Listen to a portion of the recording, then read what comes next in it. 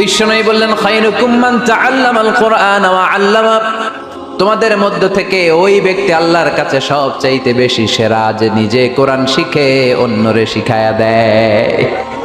আপনি কোরআন শিখলে আপনি সেরা, আবার আপনি যদি শিখায়া দেন তবেও আপনি সেরা।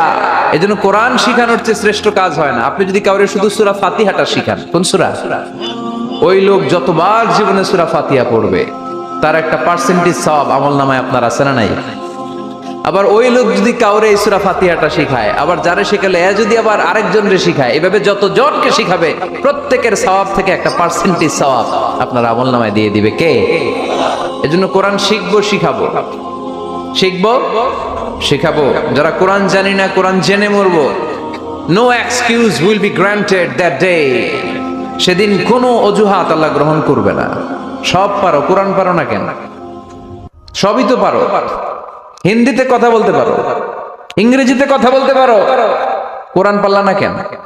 কোনো মাফ করবে আল্লাহ? না।